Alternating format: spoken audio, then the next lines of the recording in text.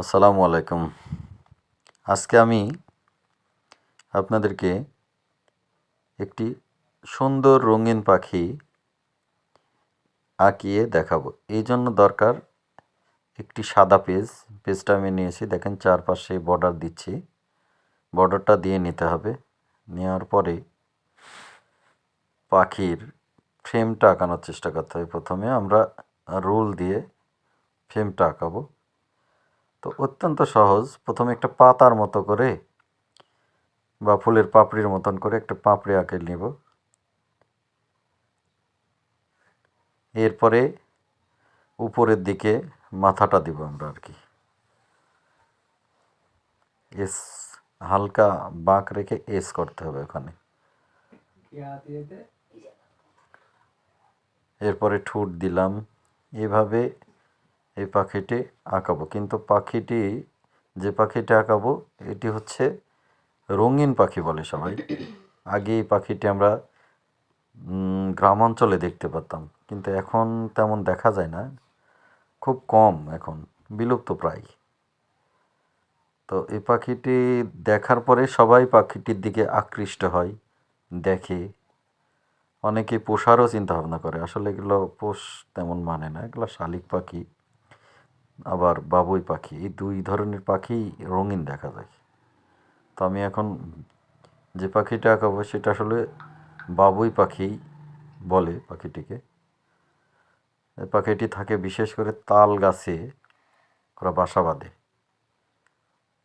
এবং ছোট ছোট এই খড় দিয়ে বাসা বেঁধে এই বাসার ভিতরে থাকে। এই পাখিটা এইরকমই হয়, যেটা আমি আঁকাচ্ছি এখন। রঙিন মানে হলুদ কালার হয়, আর পাখাগুলো হয় আপনার চকলেট কালার আর কি, কিছুটা হালকা মেটি কালারও বলে কেউ কেউ। তো এই পাখিটা আজকে আঁকাচ্ছি আপনাদের সবার জন্য। ছোট বাচ্চা যারা আছে তাদেরকে শেখাতে পারবেন এটা দেখে দেখে। তো পাখি আঁকানোর সময় এই যে আমরা দেখেন পাখিটা মোটামুটি হয়ে গেছে, লেজটা বাকি আছে এখনও। আমরা এখন পাখির পা আঁকাচ্ছি। পা আঁকানো শেষ। এখন দেখেন আমি লেজটা কীভাবে দিচ্ছি, দেখেন। এই যে সোজা একটা দাগ দিলাম। এরপরে নিচের দিকে মোটামুটি 2 সেন্টিমিটার, মানে 1.5 সেন্টিমিটার মতো নিয়ে নেজের করতে হবে। নেজের 5-6টা নেজের ভাঁজও দিব। দেখেন এটা নেজটা আঁকানো হচ্ছে। সুন্দর করে একটু কালারিং করে নেবেন। পাশাপাশি কয়েকটা মানে 5-6টা বা 7টা এরকম চিকন দাগ আমি দিয়ে নিচ্ছি। এইভাবেই আসলে পাখি আঁকানো হয়। এই পাখিটি দেখতে অত্যন্ত সুন্দর হয়, দেখবেন অবশ্যই ভালো লাগবে। তারপরে আমরা এই যে লেজের এই যে বিটগুলো দিচ্ছি, এইটা দেওয়ার পরেই পাটা এখনও ক্লিয়ার হয়নি। এই পাখিটা পা দুটো ক্লিয়ার করার পর আমরা দিব কালার করবো। দেখেন পাখিটা অনেক সুন্দর লাগছে। এখন দেখেন পাখিটা হয়ে গেছে অলরেডি, কিন্তু এখন শুধু যে পায়ের নখগুলো দেওয়ার পরে, এই নখগুলো দেওয়ার পরেই আমরা পাখিটিকে রং করব। দেখেন নখগুলো কিভাবে দিচ্ছি।